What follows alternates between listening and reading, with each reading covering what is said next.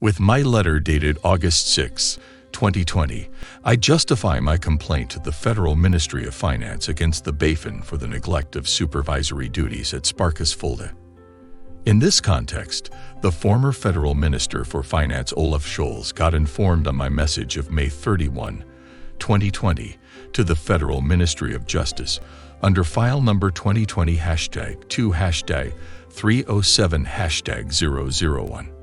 With that, I raised concerns that Regulation EU 2019/1937 would not be able to protect whistleblowers from reprisals. 3 years later, these concerns have turned out to be justified. In my letter, I expressed myself surprised to Mr. Scholz and quote his statement of July 23, 2020 to the Süddeutsche Zeitung, when he announced, among other things, as part of a package of measures, to investigate how tips from whistleblowers can be used more and how incentives for whistleblowers can be improved. Since Mr. Scholz did not follow up his announcement with action, it will now have to be seen whether my petition for the revision of Regulation EU 2019/1937 on the effective protection of whistleblowers will be able to resolve these deficits. The next episode will show how the current Federal Minister of Economics, Robert Habeck, participates in the repression and political persecution of whistleblowers. On September 28, 2020, I finally received a reply from the Federal Ministry of Finance to my reminder of August 30, 2020 under the file number Doc 2020/0978,622. Although one should have noticed that the Bafin made serious mistakes in supervising Sparkus Fulda, my complaint got dismissed. When I pointed out on November 4, 2020 that the Bafin and the Federal Ministry of Finance forwarded incorrect information, and that I also cannot accept the decision of the Federal Ministry of Finance, I received no further reply. The Federal Minister of Finance, Mr. Scholz, was informed early about the failure of the Bafin under the management of Mr. Hufeld. Referring to my petition not to choose Germany as a location for a European money laundering agency, I am asking Mr. Scholz in my letter of September 19, 2021 to resign from his position as Federal Minister of Finance. Regarding Mr. Hufeld, Mr. Scholz in the meantime has noticed with Wirecard's bankruptcy that he is dealing with looser. As in the case of the economic wrong-way driver of the former Hessian Minister of Finance, the description of Mr. Hufeld as a looser should not be interpreted as an insult. Only a derogatory statement that does not correspond to the truth is to be considered as an insult. In the following, I will show how calling Mr. Hufeld's successor, Mr. Branson, a looser is no offense either. When the Swiss FINMA failed to take care of the abuse of a legal loophole for non-compliance with the Corporate Governance Code at EDAG Engineering A to protect investors, the head of the authority back then was Mr. Mark Branson. Under these conditions, I am addressing my letter of October 11, 2021 to Mr. Branson, when he announced after taking office, Bafin should become a world-class supervisory authority. Mr. Branson is informed of my complaints against his predecessor at the Federal Ministry of Finance and that he will receive my dossier from the investigative committee of the German Parliament on the failure of the Bafin in the Wirecard case. The spokesman issued a public statement on behalf of Mr. Branson upon his inauguration of office. I am aware that the expectations on Bafin are very high and justified. This public pressure opens up opportunities to bring about changes in Bafin that would otherwise have taken longer. I am looking forward to personally getting involved in the modernization of Bafin and to tackling the challenges together with Bafin employees.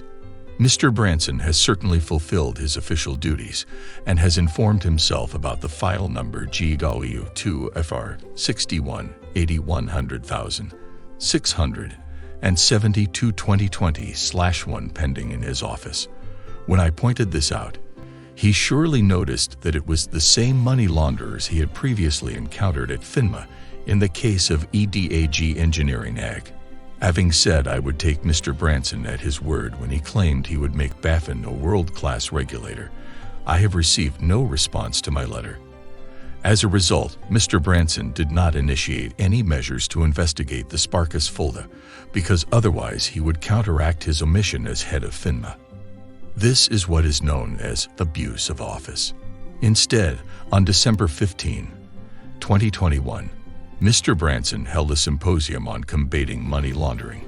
In my letter of January 24, 2022, I asked Mr. Branson how he wants to prevent money laundering when he is not even able to clear up money laundering by the employees of an average savings bank. Since the prevention of money laundering has nothing to do with the announced fight against money laundering, I informed Mr. Branson that I cannot assume that he would take any measures to investigate money laundering at Wirecard. Presumably, he was warned within his authority that he could only burn his fingers on this subject. With reference to his quote, "Money laundering risks are currently among the greatest operational risks in the financial market," I conclude that he himself will become the greatest operational risk in the financial market. Accordingly, I call on Mr. Branson to resign from office. This letter also remains unanswered. As expected, Mr. Branson has not resigned. On April 10, 2023, Mr. Branson will be confronted again with his announcements after he stated on August 1, 2022 that he had strengthened the money laundering prevention in the Bafin.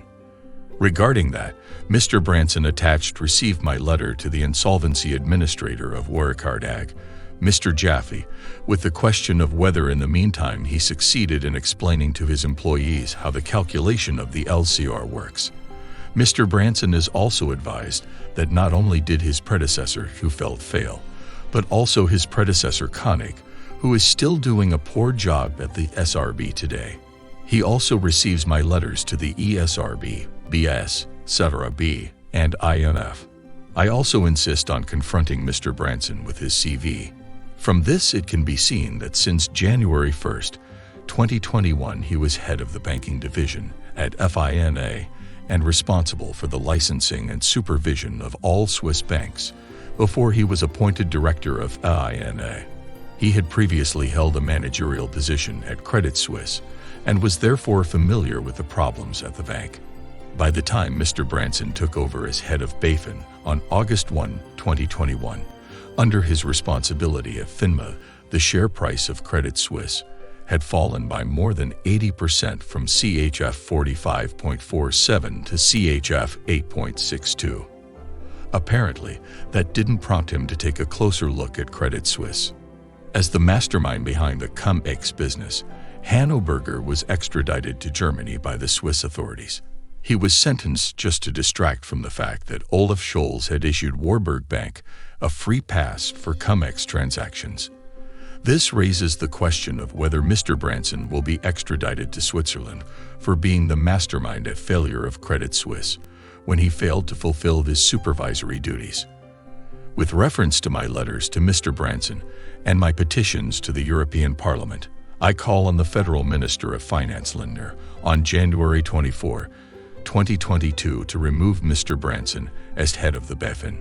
My letter also points out to Mr. Lindner that his party friend, Mr. Tonkar, was apparently able to pursue a political career as State Secretary in the Ministry of Finance, in which he was given this position as hush money about his knowledge of money laundering at Wirecard.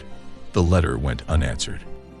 After Mr. Branson did not reply to my letter of April 10, 2023, either, Mr. Lindner is asked to resign from office as Federal Minister of Finance on April 23, 2023, with reference to Mr. Branson's failure to supervise Credit Suisse. The letter remains unanswered. After I got the rumor that the Sparkus Fulda did not have the annual accounts checked by the association, the SGVHT, as usual, but instead by Ernst & Young, this raised questions. Ernst & Young, who are known to have issued benevolent attestation at Wirecard, they are asked to comment on May 9, 2023. As the suspicion arises that benevolent attestations are Ernst & Young's business model, the company is asked whether it didn't seem strange to them that they should audit a savings bank, although these are normally always audited by the association. Consequently, the company must have asked questions about the background. There are only two options as an answer to this. Either they were informed about the money laundering of the employees, and the assignment is supposed to be about a cover-up, or you were lied to by the board of Sparkus Fulda. Ernst & Young did not respond to the letter.